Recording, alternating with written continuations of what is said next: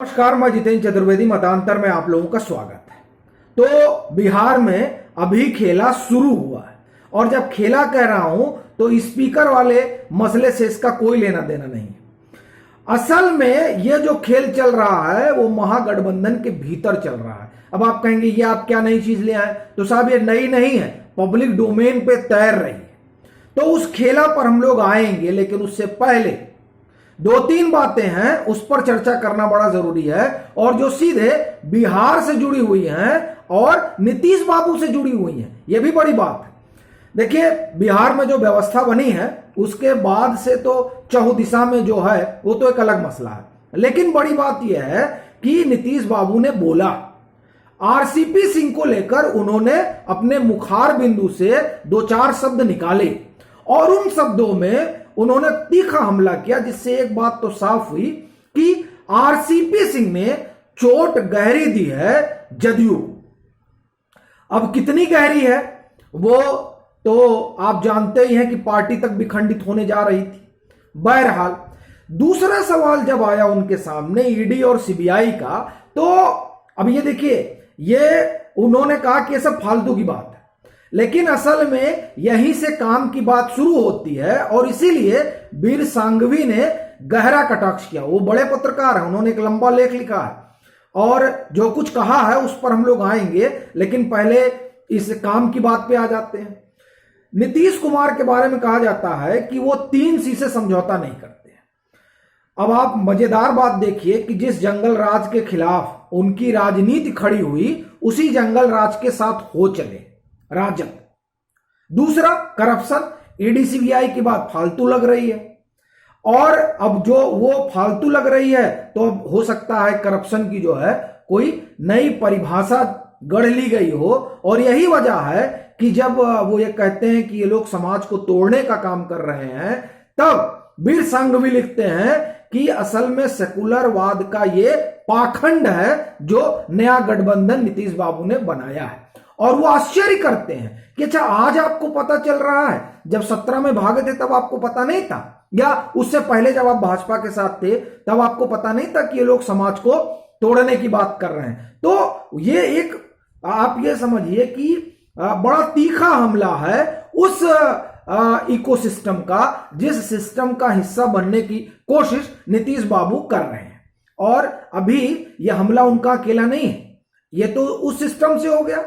अब इधर रविशंकर प्रसाद का एक लंबा इंटरव्यू आया और उस इंटरव्यू में उन्होंने आप जो बात कही वो बात बड़ी मायने रखती है। उनसे मोटे तौर पे दो सवाल पूछे गए, एक तो क्षेत्रीय पार्टियों को लेकर, और मैं इस पर आगे बढ़ूंगा, लेकिन उससे पहले आप देखिए कि तेजस्वी यादव का इस पर बयान है।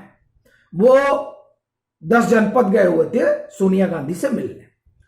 वहां मुलाकात के बाद जब वो निकलते हैं तो वो जो जब मीडिया उनसे सवाल पूछती है तो उसमें वो क्षेत्रीय पार्टियों को लेकर एक बयान देते हैं, और वो बयान सीधे तौर पर उससे जुड़ा होता है जो जेपी नड्डा ने अपने भाषण के दौरान कहा था।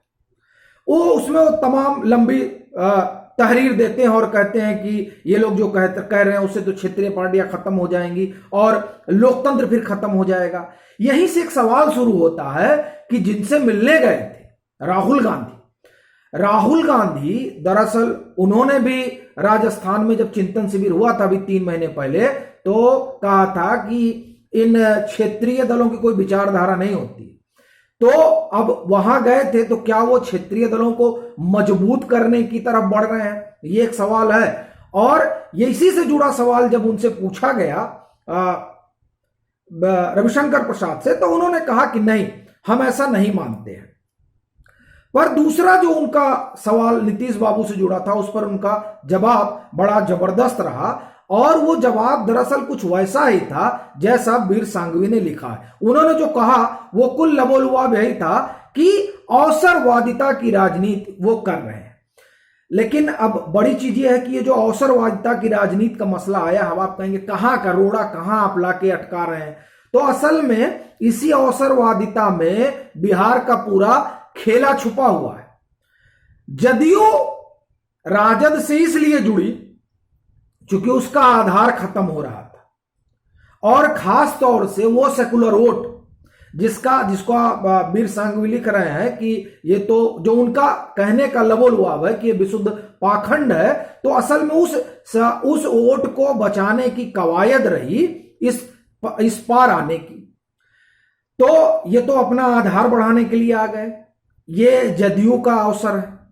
और उधर राजद वाला जो मसला है उस पर आएंगे, लेकिन पहले कांग्रेस पर बात कर लेते हैं, क्योंकि कांग्रेस का मामला बड़ा दिलचस्प हो चला है। वो 4 मंत्री पद की दावेदारी कांग्रेस के लोग कर रहे हैं और उनके 19 विधायक भी हैं, और वो कह रहे हैं कि साहब इस सरकार बनाने में हमारी बड़ी भूमिका रही है। अब देखिए अवसरवादिता का खेल शुरू से नीतीश बाबू से शुरू हो रही है, अब यहां तक आइए अवसरवादिता का खेल जो पूरा आरोप प्रत्यारोप चल रहा है। अब यहां ये हो रहा है कि एक साहब ने तो बाकायदे आला कमान को पत्र ही लिख दिया कि हम यादव और हमको मंत्री बनाया जाना चाहिए कांग्रेस कोटे से। अब देखिए कि राजद तो पूरी पॉलिटिक्स इसी की कर रही है, और इस पर अगर कांग्रेस इनका नाम सुझाएगी तो क्या ये राजद तैयार होगी? आपको मैं बताऊं, आपको ध्यान होगा 2019 में राजद ने कन्हैया का समर्थन बेगूसराय में नहीं किया था और चुनाव वो हार गए। तब ये कहा गया था कि अरे लालू थोड़े ही जो है अपनी पैर पर कुल्हाड़ी मारेंगे। तो ये जो है बड़ी मजेदार बात है कि जब तब राजद ने अपने पैर पर कुल्हाड़ी नहीं मारी, तो अब क्या जब ये नाम दिया जाएगा तो वो बनाएंगे? और अगर इस तरह की बात उठ रही है तो इससे एक चीज तो समझ में आ रही है कि भाजपा के भीतर यह कुलाहट है कि हमें इन बिरादरियों में अपना आधार बढ़ाना चाहिए। तो ये एक मसला है। असल बात जो मैं कहना चाह रहा हूं वो ये कि ये लोग जो है मंत्री बनने के लिए तैयार बैठे हैं। मंत्री नहीं बने तब क्या होगा? देखिए 4 लोग तो कह रहे हैं कि 4 मिलना चाहिए। अब जो बनेगा वो तो खुश, और जो नहीं बनेगा वो क्या करेगा? उसकी भी अपनी अवसरवादिता होगी, और फिर उस अवसरवादिता में स्पीकर अभी गए नहीं है और 18 पर तलवार लटक रही है।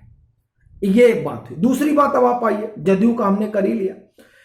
कहा जा रहा है कि मांझी भी नाराज चल रहे हैं। अब लीजिए, अब मांझी भी नाराज चल रहे हैं, ये तो एक अलग मसला हो गया। और मैं आपको जो बता रहा हूं सब खबर है, पब्लिक डोमेन पर मौजूद है, आप जाकर आराम से वेरीफाई कर सकते हैं। होता क्या, कई साथी नाराज हो जाते हैं कि आप ये कैसे कह दिए। साहब हम नहीं कह रहे, हम तो जो खबरें आ रही हैं उन खबरों का विश्लेषण कर रहे हैं। जैसे देखिए, मंत्रिमंडल का भी शपथ ग्रहण होना चाहिए था, अब खरवास आ जाएगा, जीतन राम मांझी नाराज। अब लीजिए, ये आज तक की खबर है, जाकर आप वेरीफाई कर लीजिएगा। ये हमने आपको 3 चीजें बताई। अब चौथी सुनिए, राजद का टेक, और जिसकी बड़ी चर्चा है। कहा जा रहा है कि राजद को सिर्फ 2 विधायक और चाहिए। 182 स्ट्रेंथ है ना, और 120 जो है उनके पास है, जो पूरा गठजोड़ हो गया है। और कहा जा रहा है, ये चर्चा भी खूब है कि जो जीतन राम मांझी हैं वो सम्मान के भूखे हैं, जहां मिल जाएगा वहां चले जाएंगे। तो अब ये भी चर्चा चल रही है कि क्या जो चाचा हैं वो तो एक बार चले गए थे, क्या इस बार भतीजे कच्चा देंगे? ये तमाम चीजें जो है ये तैर रही हैं। इसीलिए हमने ये जो है कहा कि अभी तो खेला शुरू हुआ है। स्पीकर मामला भी अटका हुआ है। 18 विधायक अनुशासन समिति ने बता दिया, दोषी पाया है। अब आप इन दोनों को हटा दीजिए, स्पीकर को भी हटा दीजिए और अनुशासन समिति वाला मामला भी हटा दीजिए। भीतर देखिए किस तरह की नाराजगी है। तो ऐसी स्थिति में अभी 24 अगस्त को फ्लोर टेस्ट होगा, तब तक क्या आकार लेगी बिहार की सियासत, ये देखने वाली बात होगी। लेकिन एक चीज तो जरूर है कि जब से वहां पर आप ये समझिए नई व्यवस्था बनी है, तब से योगेंद्र यादव ने एक लंबा लेख लिखा है, और उस लेख में तो उन्होंने भाजपा को हरा दिया है। एक बात। दूसरी बात, किसान आंदोलन कहा जा रहा है कि सर उठाएगा। ये तमाम चीजें अभी सिर्फ आप ये कहिए कि मुख्यमंत्री और डिप्टी सीएम ने अभी जो है शपथ ली है तब है।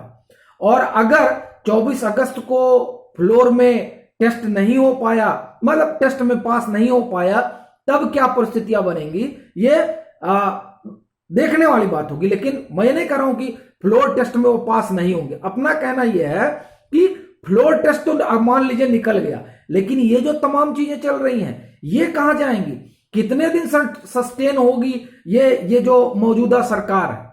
और फिर जिस तरह से तेजस्वी यादव एग्रेसिव है, वो कब तक उन्हें नीतीश बाबू बर्दाश्त कर पाएंगे, जो नीतीश बाबू का अपना स्वभाव है। और अंतिम बात ये कि जब से ये नई व्यवस्था बनी है तब से अपराध के आंकड़े भी आने लगे हैं। तो अब ये कई पहलू हैं, इसीलिए अब ये देखने वाली बात होगी कि आगे होता क्या है। अभी के लिए फिलहाल इतना ही।